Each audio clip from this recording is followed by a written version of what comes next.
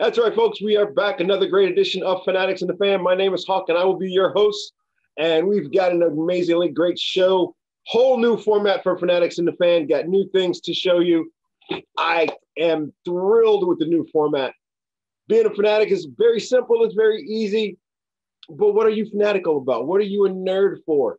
And I am pleased and honored to bring one of my favorite nerds on the show. She's a different kind of nerd. I would say an acting nerd, but that doesn't cover it enough. Please welcome to the show, huge fanatic welcome for Miss Jonna Volz, my acting coach. Hello. How are you? I'm doing well, thank you. Surviving the last whatever. What I guess it's. I know. I don't even know. There was like 2019, and then there was 2021. Right. Yeah. I don't know what happened in between. I'm always like, oh, that's right. There was a whole year there. Yeah. I've had the pleasure of working with you. We've acted together on stage.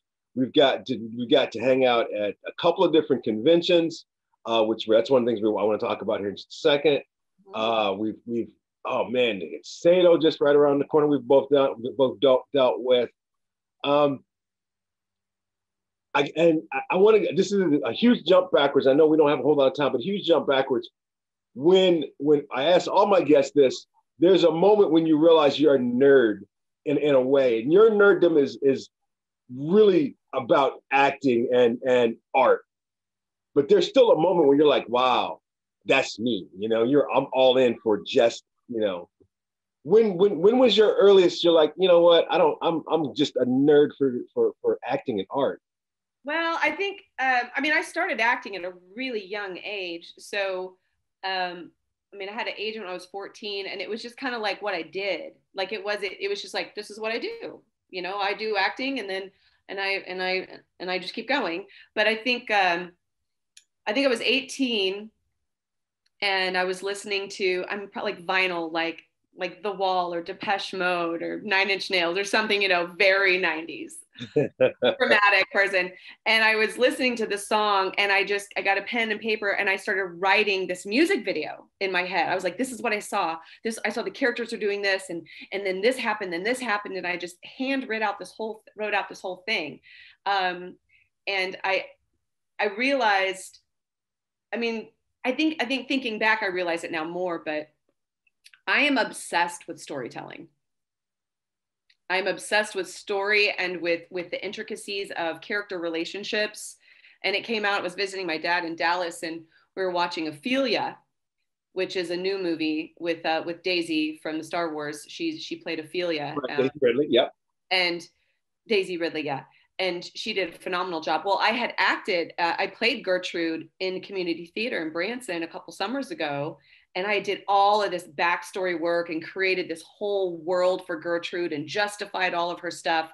So when I saw the Ophelia movie, which also incorporated the Hamlet story, but not Shakespeare, I was nerding out so hard, and I was getting all excited, and I was like, oh, this is going to happen. Oh, and oh my gosh, that's why they said that, Dad. Did you know the reason why? And I was the most annoying person because I get obsessed with story and with character relationships and development. You and I actually talked recently about that. You know, obviously Marvel has just given us 10 plus years of this amazing story, and I find it interesting, me personally, the amazing casting they did. Now I know you're not as nerdy about that stuff as I am, but what did you think about all of that broad spectrum of casting that they did from beginning to end? Because they had nerds and non-nerds, and a lot of characters like Robert Downey Jr. was just amazing for their roles. Well, you're asking me a very broad question, so yeah. I'm not quite sure how to answer it. Are you asking me like, what do I think about the casting choices for this? Let's start with that. Let's go with that. Okay. I have been thrilled. Like Chris Pratt, oh my God. Like Chris Pratt is just like the perfect balance of like just snarky son of a and with his humor But also he has this way of just making things like really genuine. And you know, with the movies, they do have the dramatic element, but they always throw that comedy in a way that is kind of believable, doesn't seem too tropey most of the time. I really loved Chris Hemsworth's Thor, especially whenever they went into Thor, because I think he really, especially when he played Fat Thor, he really got to just show like a different side of him. Because, you know, in his acting career, he's always been like this sex symbol, sexy Chris Hemsworth, you know? Right. And this one, he's just like, doesn't give a, he's like, got to just be fat and ridiculous and hate everyone. And I thought, what a great opportunity for him to show that he has some serious comedic chops, which he does. And just the way they play off each other. I'm obsessed with Robert Downey Jr.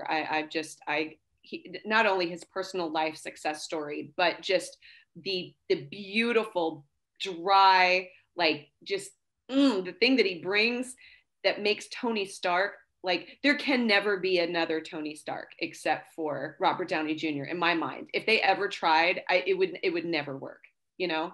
Day one, I thought that was the most brilliant casting ever for multiple reasons.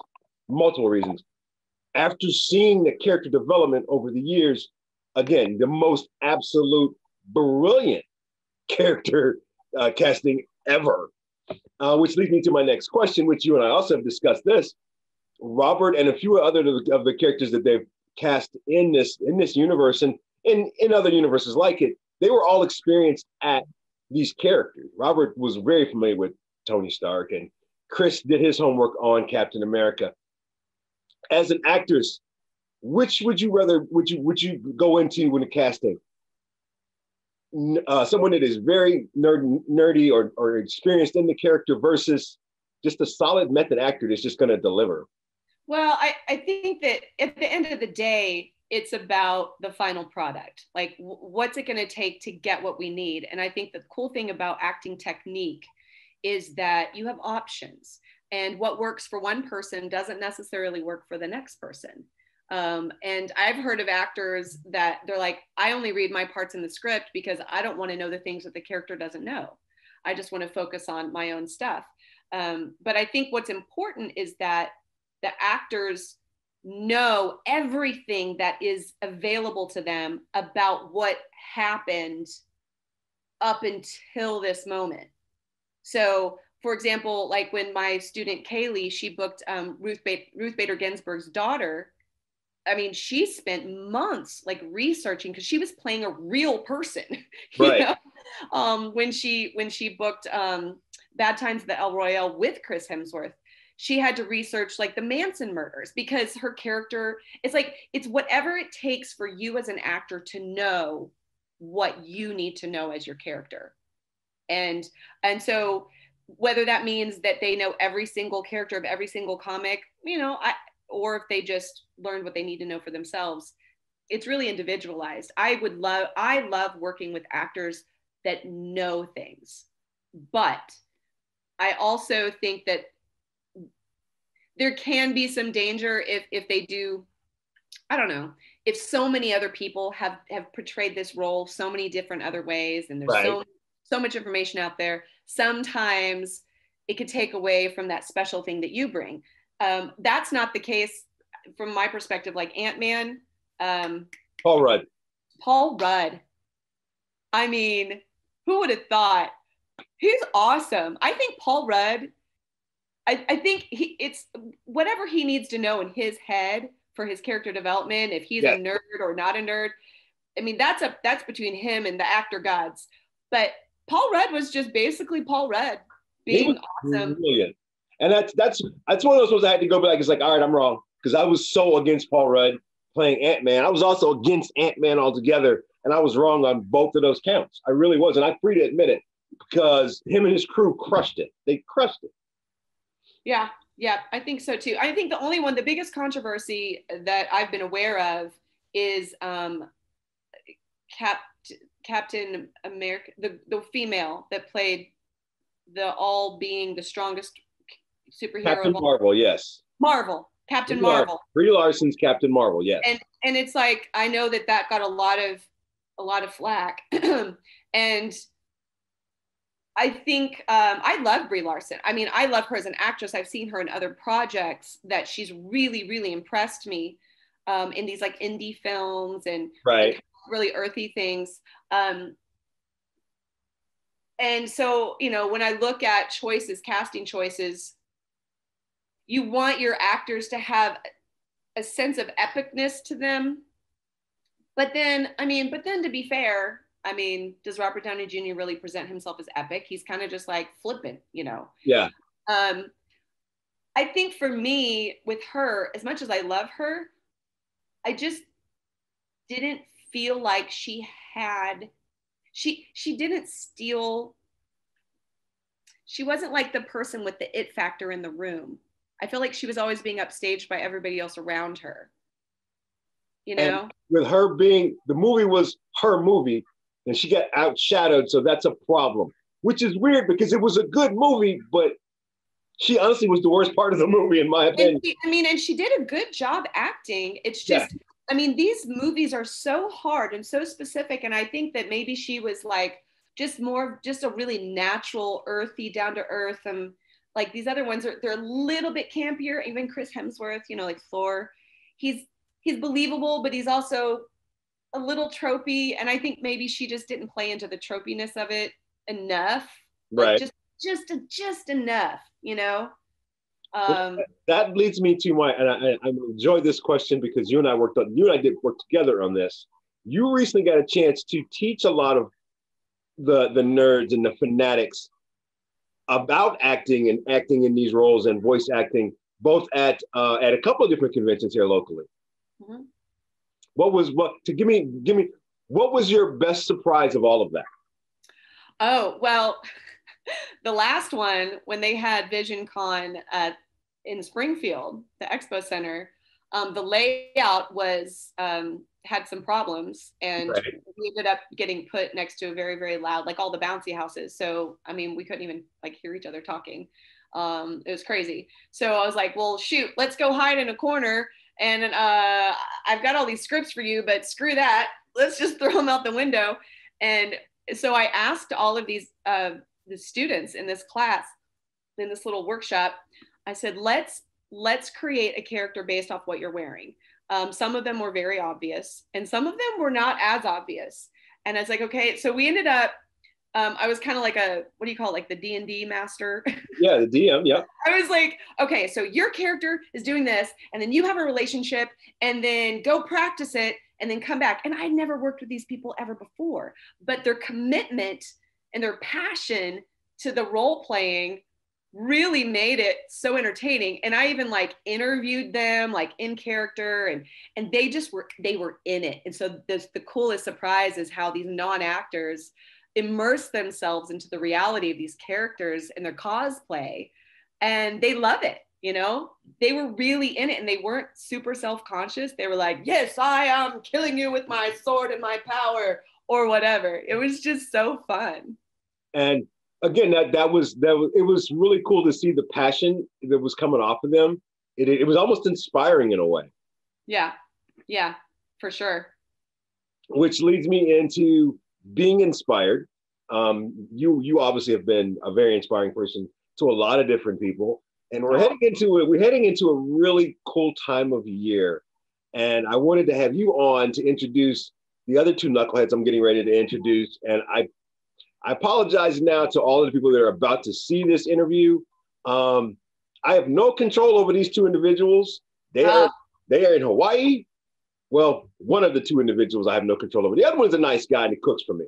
So, folks, we have the pleasure of being involved with SATO 48 every year. Fanatics and the Fan has a wonderful thing that we're going to talk about. But first, we're going to listen to what Jeff and John have to say, and we'll be right back after this. That's right, folks. Once again, this is Hawk with Fanatics and the Fan, and I've got some very special guests joining us. As you guys know, last year, Fanatics and the Fan was honored to be a part of a staple in the Ozarks, SATO 48. And to explain what SATO 48 is and what our role is going to be again this year, please welcome to the show the creators of an amazing competition. And it's weird to say amazing and fun with competition at the same time.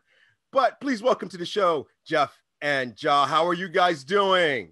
Great. Thanks, Hawk. Good to see you. It's weird being able to do the interview this way and not getting to see you and eat in your kitchen. Well, I've eaten in the kitchen. I noticed you flipped that in. It's only been 15 seconds into the interview, and he's already like, "Can you mail me some chili?" Is that because we're not going to air this till I get chili?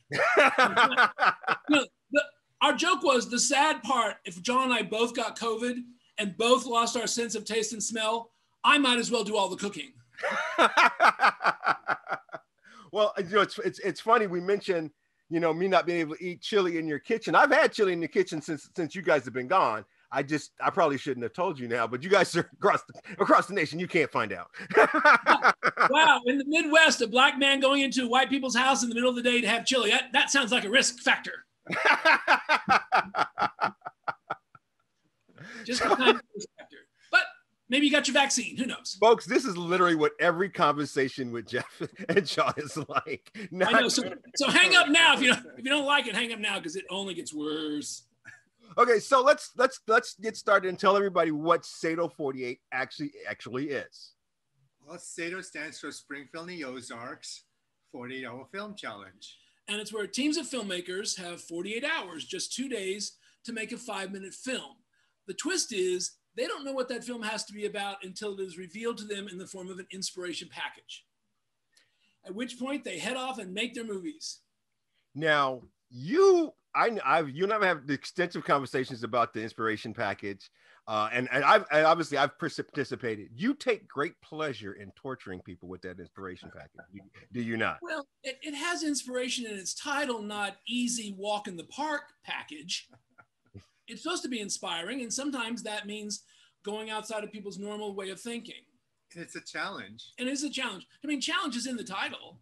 What would you say would be the most challenging thing you've given your filmmakers over the years? Without question, the prohibition against using guns. People plotzed. They were like, "Oh, how are we going to kill our girlfriends?" I said, "Use knives. Just don't use guns." And they're like, "What? Okay." And then they did, of course, because these movies are all about people killing their girlfriends. And then the other one was no running in the woods, right? No running in the woods.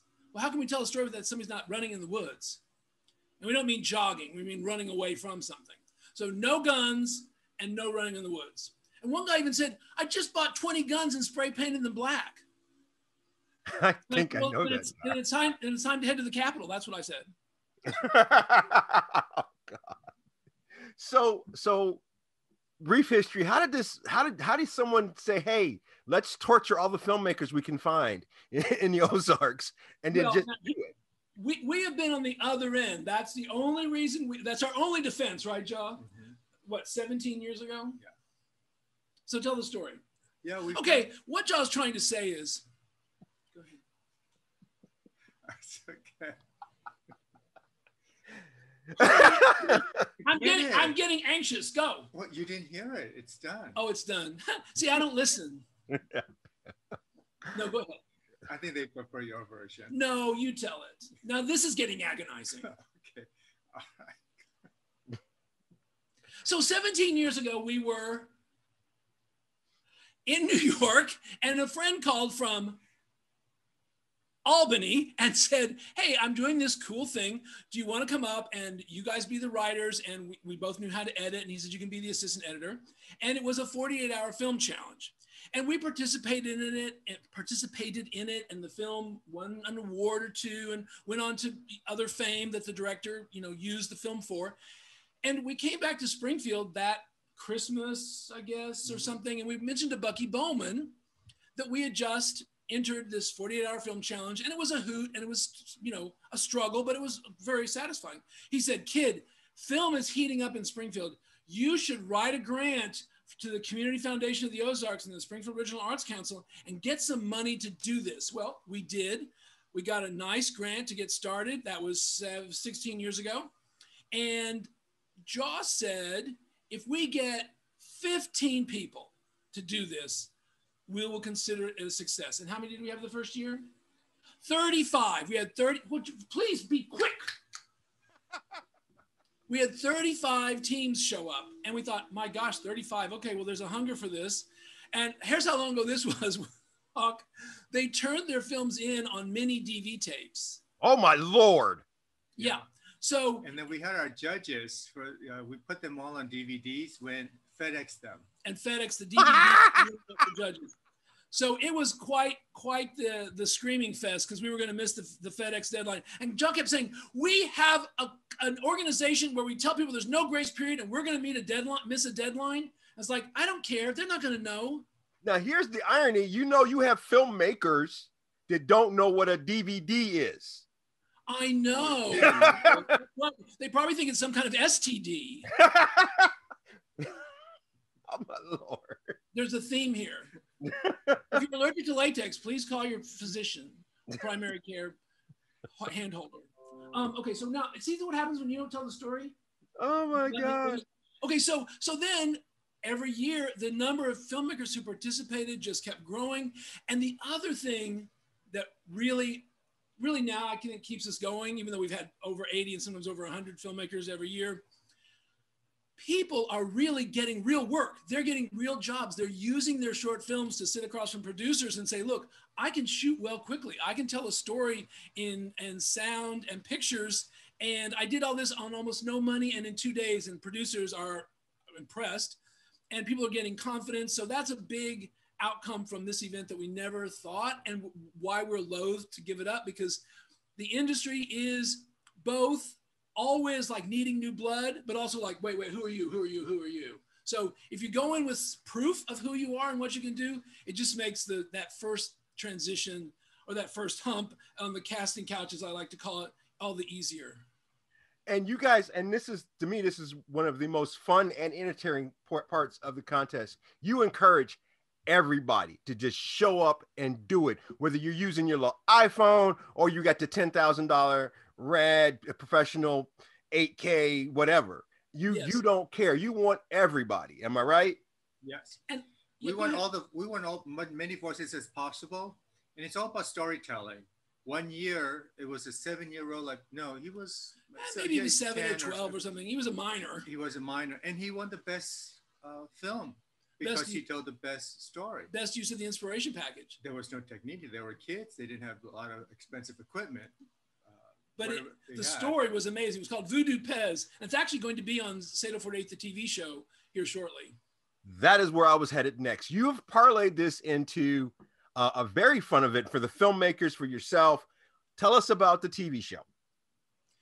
About 2.5 years ago, Will Fuller, who is our director, sent an email saying, I think SATO 48, the challenge, could be developed into SATO 48, the TV show. And Jeff, you would be the star of it, and Jaw could also be on it. So I said, well, I'm not sure about that second half, but the first half sounds really good. So we actually moved back to Springfield. We sublet our apartment in New York and have been developing the TV show ever since. And this year, this season, season 3, KY3 ordered 26 episodes. And this gives filmmakers from, a lot of the film, you're doing like 4 or 5 shows every episode, right? It varies. Okay. Sometimes it's a single interview with a single team about a single film. Sometimes we're looking to maybe coalesce them, like these are just ideas, but everybody who won cinematography or got into the top 5, they would all be on an episode together. We're finding all different ways forward, but sometimes we show 3 or 4 films that are all kids or all scary or all funny, some kind of hook. That's absolutely amazing. Can I say when it is? Of course, naturally.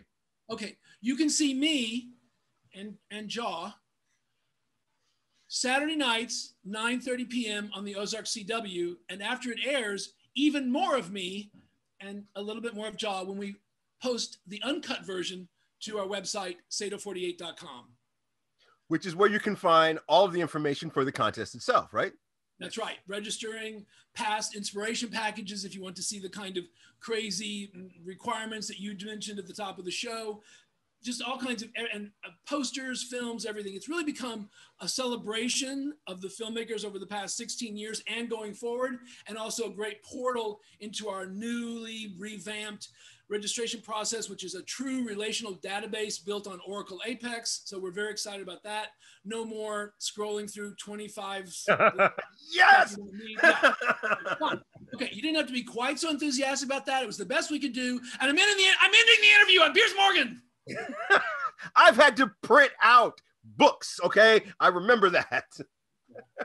Yeah, I will say personally, I have participated in SATO 48 and I've absolutely loved it. I remember my least favorite thing was the year you had the raffle ticket and the little Mexican hat thing. Yes. And I spent a day and a half just trying to figure out if you actually hated me personally. and it was the most, actually arguments broke out because that year was the most complicated and convoluted set of instructions I'd ever seen. It was amazing. I was like, who wrote this? A lawyer? I mean, it was insane. Well, here's what we say. To the first year people participating in SATO 48, we say, why do SATO 48? To anyone who returns, we say, why in the world?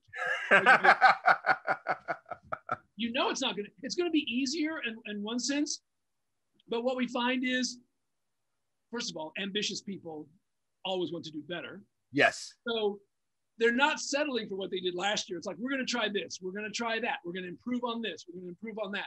So it becomes a self-fulfilling prophecy of, you know what? We're going to make our mark in the world, and this is one way to prove it. So let's talk about some of the awards that you guys have. Because you don't just have like best cinematographer, best editor, but you bring in the community to do some of the awards, correct? Yeah, we have awards and prizes. Awards are adjudicated, like the Academy style. The prize are for the community to be involved in.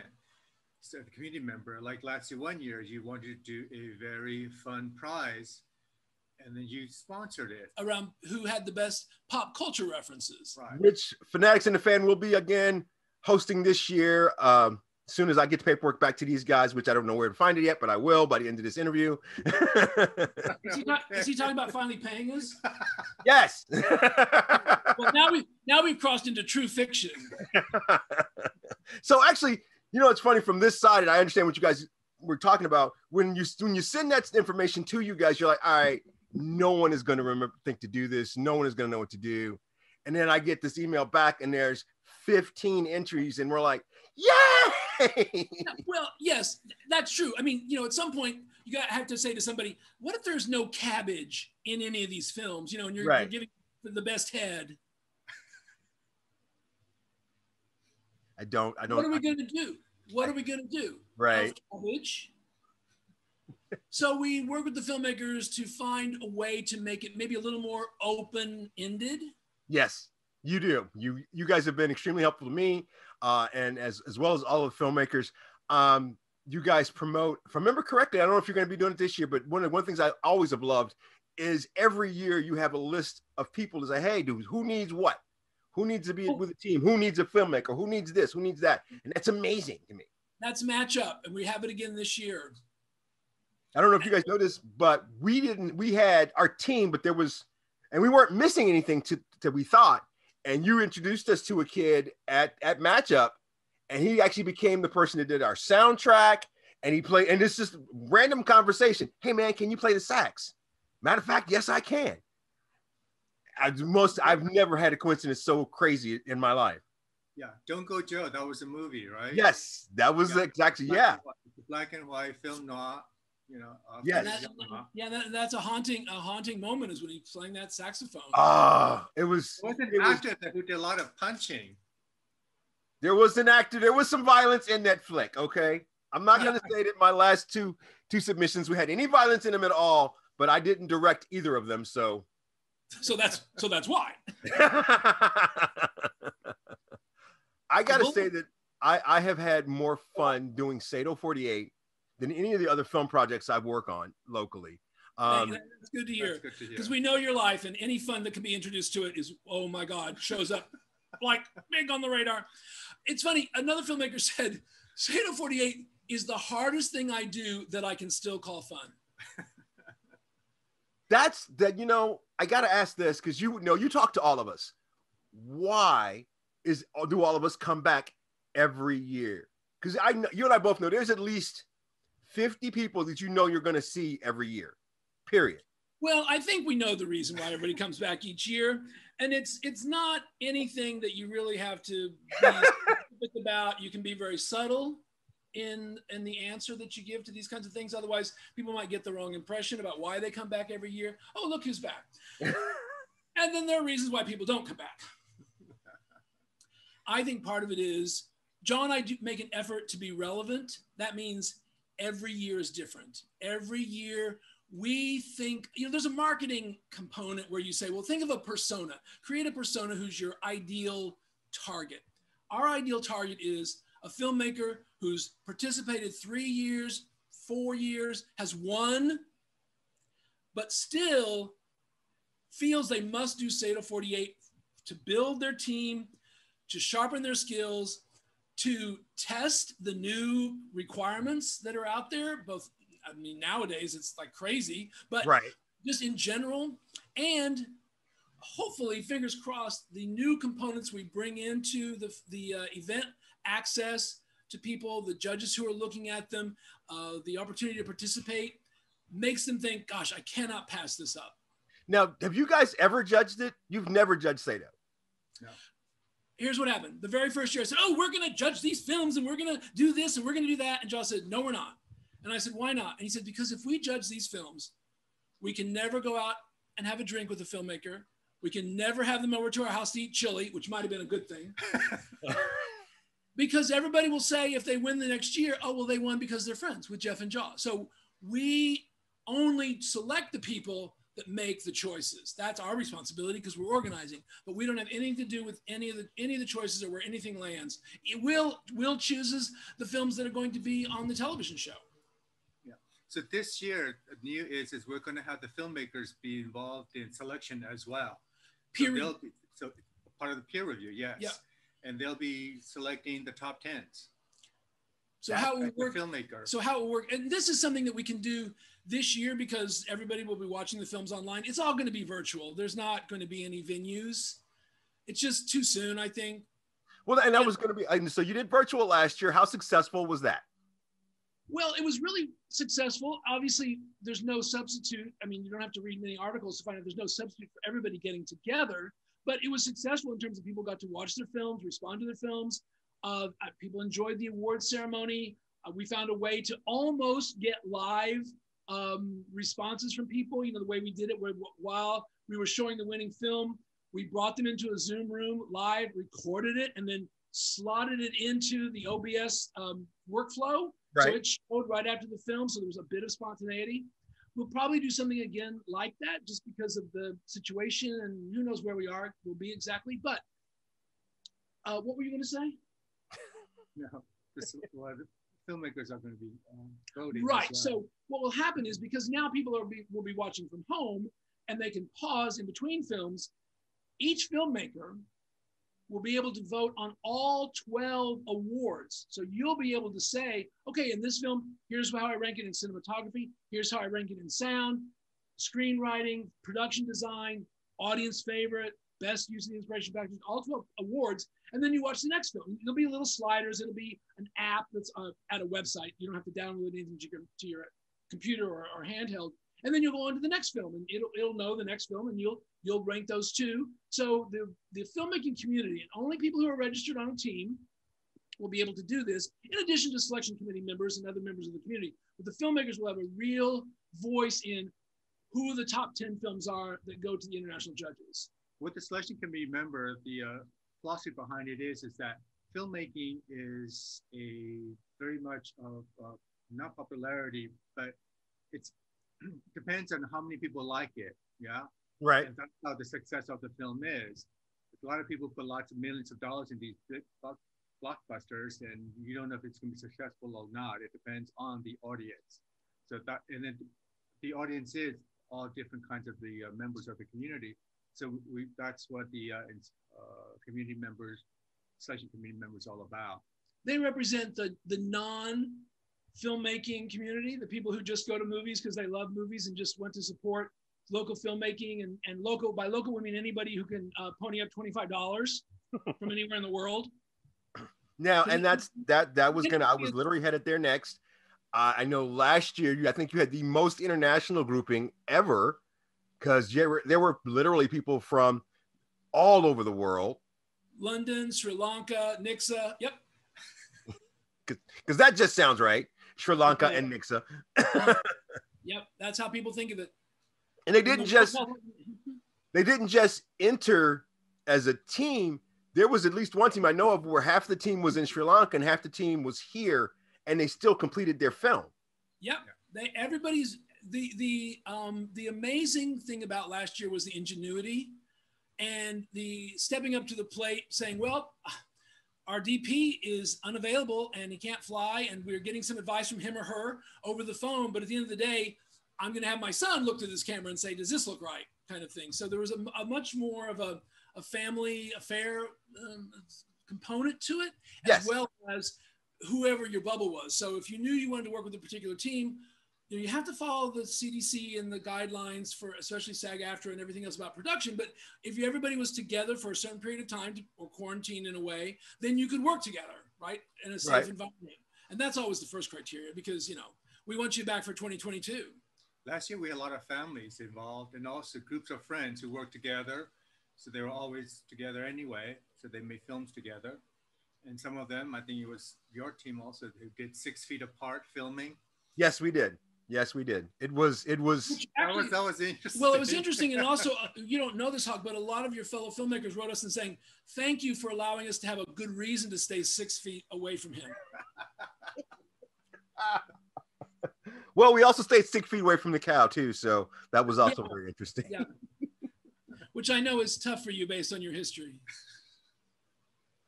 Actually, our film last year was by far my funnest. We laughed the entire time. And you guys won the Alamo Recommends Award.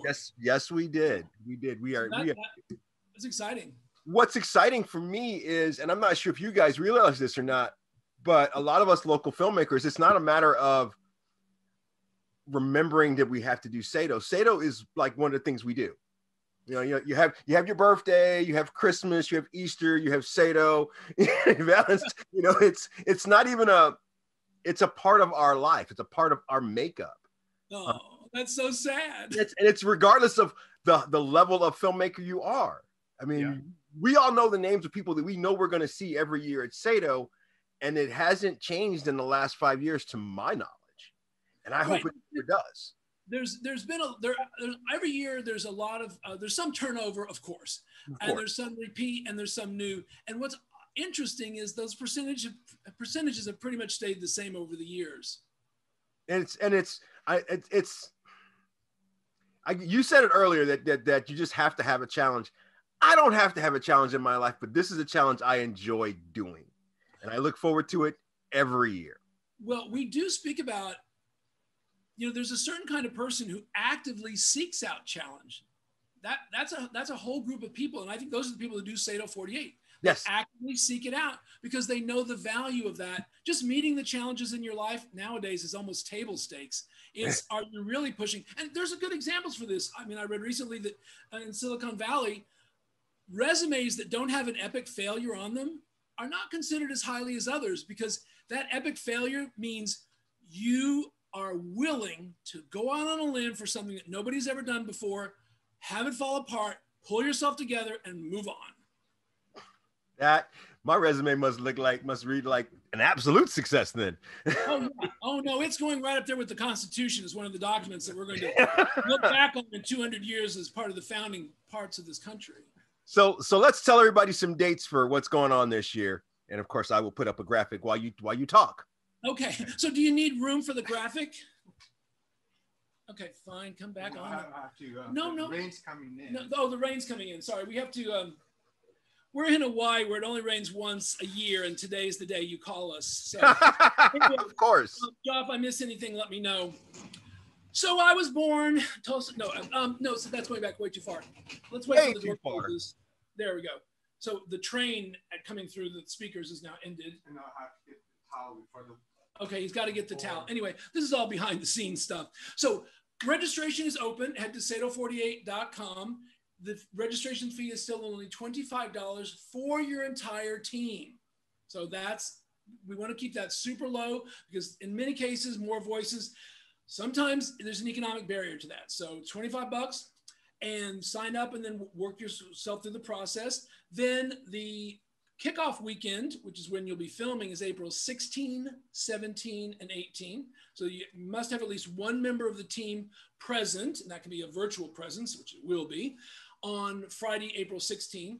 You turn in your films on that Sunday, the 18th, and please be on time. We'll set a 48-hour to the minute deadline. Please make that deadline. Your film can still be screened, even if it's late, but you're not eligible for awards and prizes. Then April 29 through May 3, we will be screening them online. And that is still to be worked out exactly how that will go, but we'll let everybody know.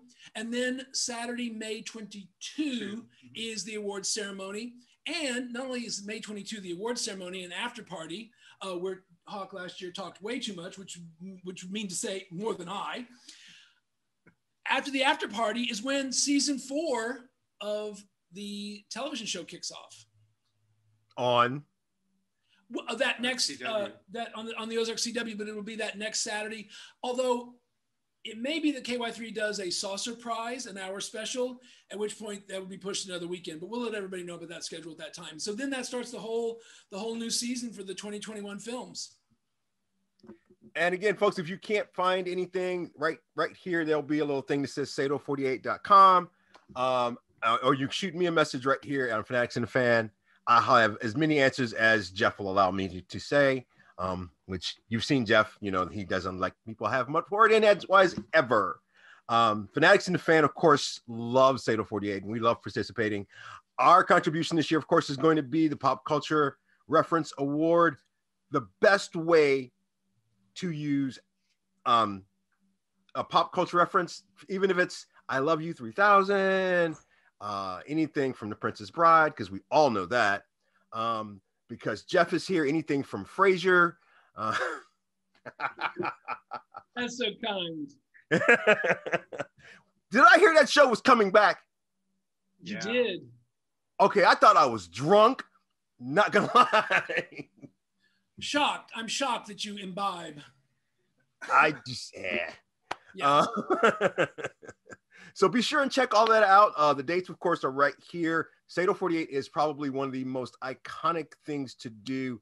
You want to talk about bonding with a family or hanging out with friends, grab a cell phone, $25, and go do something that will probably exhaust you, and you will sleep soundly on that Sunday, I promise you.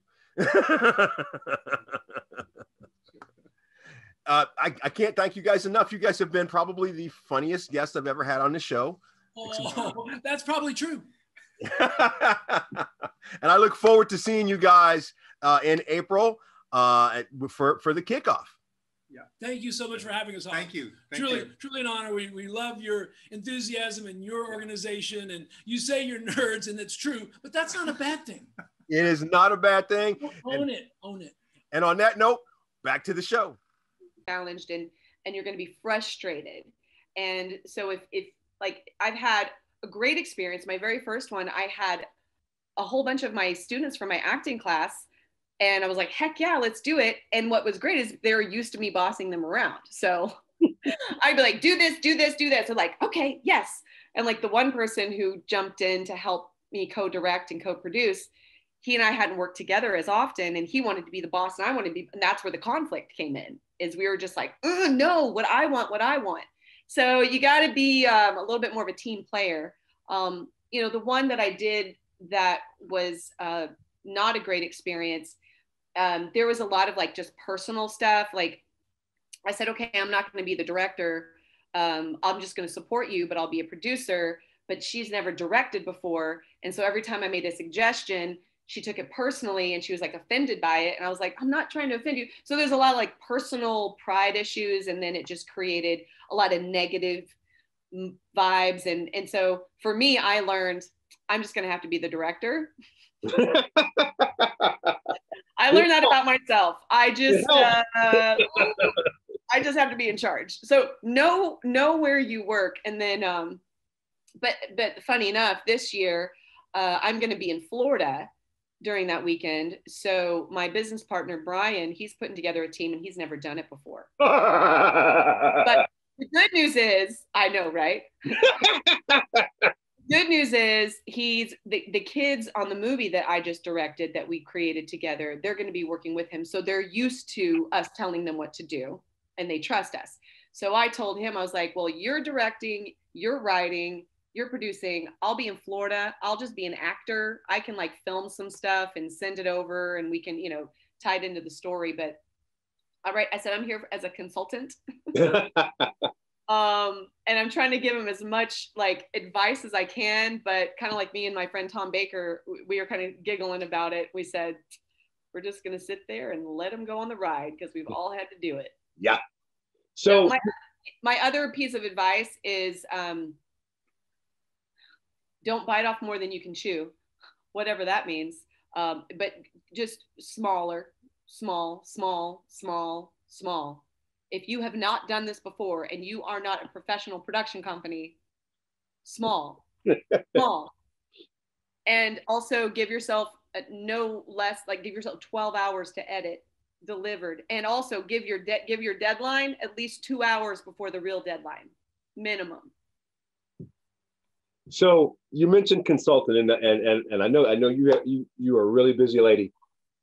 When I was in your class, I've mentioned several times, my opinion on some of the best acting always is if I get lost, either be a TV or movie, if I get so lost into what I'm watching that I forget that I'm watching something that entertained me, like getting lost in a TV show, and you're like, I wonder how they're doing today, you know? And so in your experience, just based on that analogy, what is some of the best acting or storytelling that you have in your life right now going on, be it movies or TV, that you just like, hey, you guys should go binge watch that. We did the thing. We used to talk about some of the, you know, the best acting is that acting that you get lost in the TV show you're watching or lost in the movie you're watching. Yeah, you forget that they're acting and they suck you in. Right. And a lot of that, you get a lot of that when you're binge watching stuff. That's how you end up binge watching stuff because it's so good. Yeah. What has drawn you in here lately? Because I know that we've had some interesting entertainment and media thrown at us in the last 12 to 18 months. So what's got you like, hey, you guys should check this out? What okay. are you out of? Well, you know, it's funny. It's actually hard for me right now to binge stuff because I'm writing my own movies and editing my own movies that I'm producing. So I'm like, oh, when do I have time? But I will say I did recently, it's the third season. Watch all 3 seasons, called The Sinner. Nice. And what I noticed about this, so Bill Pullman is the lead in this one, and each season is its own mystery. So Bill Pullman is the same character in his own world, but in the 3 seasons are not connected. Each season starts and completes an investigation. And what I noticed in this last one especially is that the writing is so good. And it sets up the actors and on top of that, you have actors that are so connected. And you are just like, I'm like, I need to know what's happening. I need to know what's happening. And I'm in awe. I mean, I can't ever stop from critiquing a little bit, right. But all I kept noticing was, oh my God, these guys are so good. And so what my brain goes like, how did they audition them? How did they find them? How did these actors get so good? What classes did they take? I need to know. But they were just so honest and believable and connected. And the things they had to do were hard. And they just made it look so easy. And I'm like, God, you guys are, this casting and this is so good. So I like that one. There you go. It sounds like something that we should be watching. So folks, check that out. What is the name of it again? It's called The Sinner with Bill Pullman. It almost seems like a biography of my life. But anyway, check that out. Also check out the things that both Jonna and myself and the rest of the crew are doing for SATO 48. You can also find a lot of other stuff right here on our channel. So be sure and click like and subscribe. They're down here somewhere. You guys can find them. You know more about this stuff than me. Jonna, thank you so much for joining us. We look forward to you and I are once again teaming up to try to pull something off for Visioncon again this year. We're very excited about that. as well as you guys heard during the interview with Jeff and John, that Fanatics and Fans once again doing the Pop Culture Reference Award Prize during SATO 48. Do better. Okay, don't just shove stuff from you. Don't just say I love you 3,000 because you want to. I'm doing a prize for acting for real. I'm doing the most star quality again, because the last 2 years I did it, I found these just great little actresses that I have had such an incredible time working with. And one of them, I've been working with her, and now she's starting to book film jobs, and she's just got a call back for a SAG project. So I was like, you got potential. Let me get my hands on you and help you. And the other one, she's from London, and we've been talking and writing and coming with projects, and she just booked a thing in London, and I love it. So I'm excited to see the next most star quality actor, who is supposed to be the very first time they've ever acted in a SATO film. So that's important. So there are rules to all of these things. So with Jonna's, it's your first SATO project, and what's the prize? Well, it's not your first SATO project. It's the first time you've acted in a SATO project. What's the prize? What's the prize they get for that one? You're going to get consultations with me. You get free private coaching. You will get a voucher for my new How to Get a Gig online acting course on how to get an acting job. And then once I have the dates for my next workshop, then they get a free workshop. It's about a $600 value. Awesome. And for Fanatics and the Fan, what we're doing this year, you're going to get, of course, the prize. You get featured on Fanatics and the Fan. You also get to run a panel at Geekmas 2021, which is happening this year on December 11th. Big announcement. This is happening this year, December 11th, right here in Springfield, Missouri, along with a whole lot of other stuff that we will list both during SATO and once again right here at the end of the show. I want to thank my guests, Jeff and Ja, as well as Jonna Volz. It has been an absolute pleasure hanging out with you again, even though it's just virtual. Same here. Thank you for having me. I look forward to being able to go to the Mud Lounge and have another drink with you again at some point. Yes, let's do some point in the future. Okay. Folks, be sure and click like and subscribe and check out all the things right here at Fanatics and the Fan.